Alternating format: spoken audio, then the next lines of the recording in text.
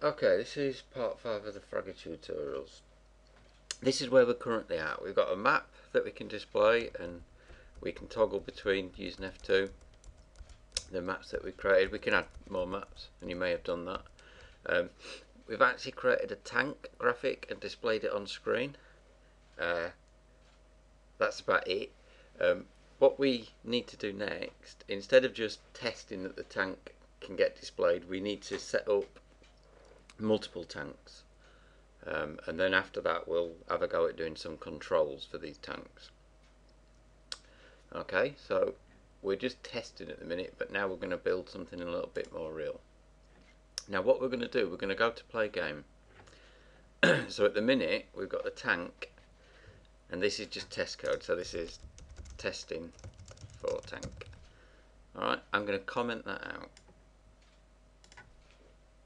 just using the little comment icon, because I don't want to do that. I'm going to do it properly now. Now what we need, like we had for the level, we're going to create a variable, and I'm going to call it player count, and that's going to record how many players we've got. And just like we did for the level, we'll set up a key that lets us toggle or cycle through the number of players. So we want 2, 3 or 4 players. It's not going to work as a one player game because we haven't got any artificial intelligence to control a tank. We might put that in a bit later, okay, but for now we're going to have a 2, 3 or 4 player game. So we created that. In our input code, if we do that bit first, we're going to do basically exactly what we did for the levels. Okay, so I'm going to copy this code from check input. Just make sure I paste it just below. Remember, watch the braces. Part of going through these tutorials is to get used to the mistakes you're going to make, get more comfortable with correcting them. So we got there F2. I'm going to change that to F1. So F1 is going to let me change, and you can pick whatever key you want for this. And it's not level that we're changing, it's player count. So I'm going to copy player count, and I'm going to double click on level, overwrite it, and do it for the other ones. Right, we haven't got a constant. We know it's 4 is the most players we're going to have. Okay, and if we want to cycle around, we want to start again at 2. Okay, so all we're doing is if they press F1, add 1 to the number of players. If the number of players has gone over 4, set it back to 2. So it'll just go 2, 3, 4, 2, 3, 4, 2, 3, 4. Okay, nice and straightforward. Okay, now we need somewhere to store all the players. If we look at our testing code, we created a tank object on this line, but this was a local variable, so at the end of this subroutine this gets destroyed, so we haven't got access to it anymore. The tank still exists, but we can't manipulate it. So we need a system to store either 2, 3 or 4 tanks. Now we're going to do that using what we call a list, and we'll talk about this in a lot more detail in the second year because these are really useful lists. They're like an array, okay, but they're a bit more flexible than an array. So let's just create one. So I'm in play game, and just under where I've put my player count, and I'm going to create this. So I'm going to say public list, and then in angle brackets, like if you were doing HTML, we're going to say it's a list of tank, and we're going to call this let's call it current players. Okay, the format looks a bit weird and we have to create a new list of tank. It's very strange looking, but it basically just creates a structure to hold a number of players. Okay, that's all it does. Right, in show level, if we just scroll down a little bit, we need to initialize this. So depending on our player count, we need to create either 2 or 3 or 4 entries in this, and we can do this using a loop. So if we create a little loop in show level for int I equals naught, I is less than player count, I plus plus. So I've created a little for loop that's going to happen either 2, 3 or 4 times. So I is naught, if player count is 2, the loop will happen. When the loop increases, which is, remember what that part does, I will be 1. That is still less than 2. So I'll loop happen again. But when I becomes 2, that will stop the loop happening. So it'll create 2. If it was 3, it would create 3. Okay. So what we're going to do is we're going to create a tank, and then we're going to add it to that current players list. So we're going to say tank T equals new tank. Now let's temporarily just do this. I'm not going to use that cornflower blue because I hate that colour. I'm going to use red, which is like full red. Okay, so I'm creating a new tank.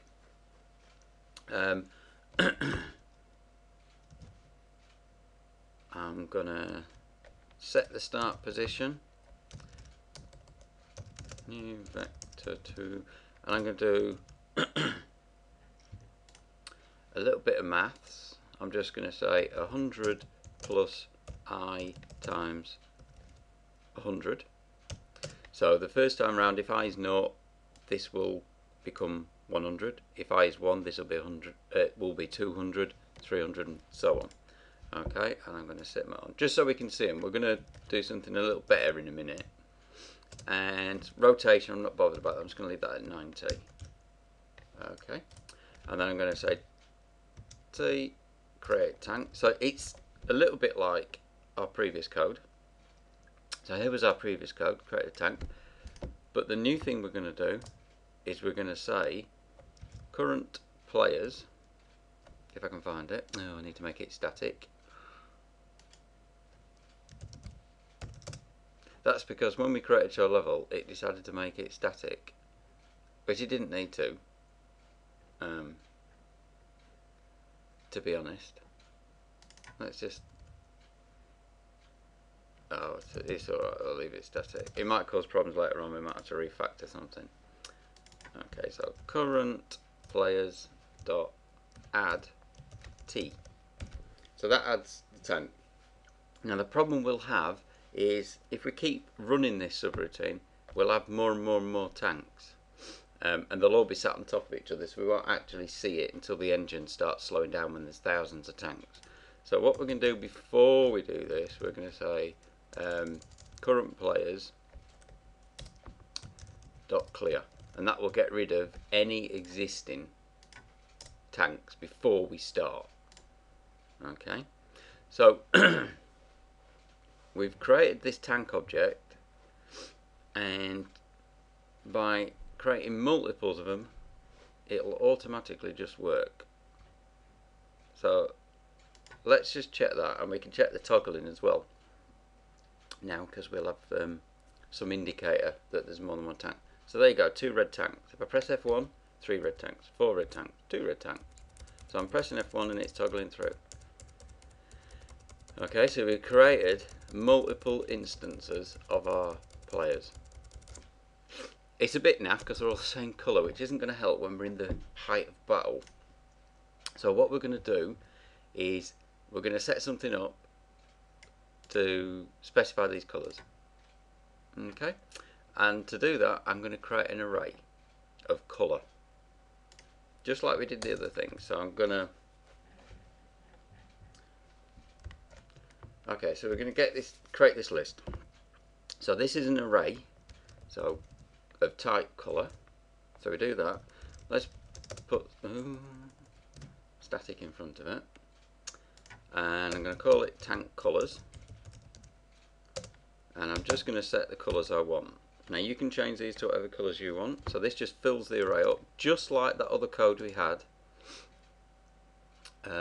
when we did, let's go to level data, when we created the tiles, we did exactly the same. We said make an array, that's what that bit does, of type tile, give it a name, and set all the tiles.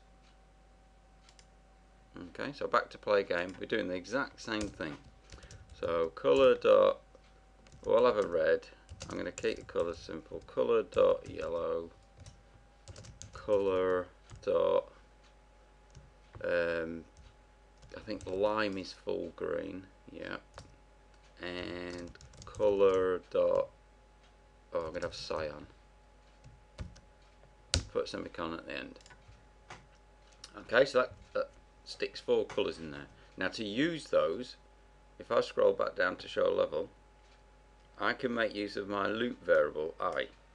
Because remember, the first colour is going to be 0, that's going to be 1, 2 and 3. So I can actually just replace this set colour I had in there with a reference to that array. So I can say I. So the first time round I is 0, so it pick up the red colour. Then it'll pick up the yellow and blue. Okay, let's just run that and test that, make sure that works.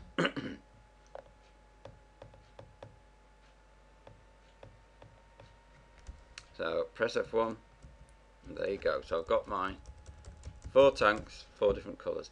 The next thing I want to do, if I was to start the game like this, I think red would win. Because as he shoots, he's going to shoot the other 3 tanks before they get a chance to turn or get out of the way. Okay, so we need to, in the level data, specify where the tanks start. So let's go back to level data. And what we need to do is make a list of positions.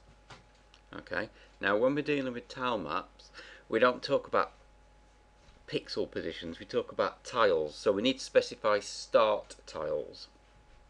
So what we need to do for each level we create, we need to create a list of important tiles. Now for us, what we're going to do is we're going to have what tile do we want the player to start in, and then later on we're going to sort out the rotation. So what we'll also do is give a tile to look towards, so that'll rotate the tanks. But we'll worry about just getting the positions first, and then in the next video we'll carry this on. So, right, so for level 1 I want a player to start in that tile. So that's going to be, remember everything starts at 0, so that's going to be 1, 0, 1, 2 across and 0, 1, 2 down. So just underneath where I've created the level data, I'm going to create a list, and tiles are specified using points. Okay, a point has got an X and Y value, which is perfect for specifying a tile position. Okay, so this is going to be level 1 start data, I'm going to call it. And I just create the basic structure of the array. Tab that back a bit so it makes it easy to read. And I'm just going to create my points. So I'm going to say 2, 2. So it wants the X and Y position. Then I put a comma, and I'm going to put a little comment to myself. So that's 1 up start tile. Right, I want another 3 of these. So I'm going to copy and paste that. Right, the next tile, I want player 2 over here. Now remember we've got 36, so that's the 35th column, 34th, the 33rd. Okay, so I want 33 and 2 down. For the 3rd player I'm going to start them there. So that's 0, 1, oops, 0, 1, 2 across, but down we've got 20 rows, so that's row 19, and we wrote the numbers on the edge there, so that must be 217. And then the 4th player is going to be in that one, which must be, if it lines up, 33, 17. Okay, now what we need to do, a tile map, when we show the level in this code, if we scroll down here, we can specify that list of tile positions. So what we're going to do in draw level, I'm going to say assets dot active level dot actor start, which is basically you move your mouse over it, an array of points, which is what we've just created, equals, and then we're going to say level 1 start data. Okay, we need exactly the same for level 2, so because the levels look identical, I'm going to use the same start positions. So I'm going to just copy that, change the name obviously to level 2 start data. Okay, and I'm going to add, leave a few blank lines just to separate that a bit. Active level actor start equals level 2 start data.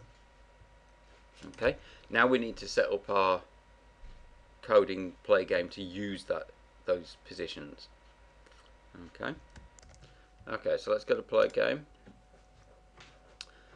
Oh, what's it manning about? Draw level 4. Oh, I've done something wrong with level data. No, I haven't. When I copied and pasted, I didn't grab that line that closed off the array definition, so I need to add that. Silly boy. I should have noticed that when that red squiggle was there, because that didn't make any sense. Okay, so that starts the definition, that ends the definition. Right, let's just build it, F6 to make sure it's working. It says build succeed in that bottom left hand corner. Right, back to play game then. So instead of manually creating this, we're going to pull this from the active level data. Okay, and again, because we've got this variable that's going up from 0, 1, 2, 3, etc., we can use that to access those 4 positions that we've just created. Okay, so let's just get rid of this vector 2 bit, and we're going to put this code in there. So we're going to ask the active level for the tile position center, because we want to put this sprite in the center.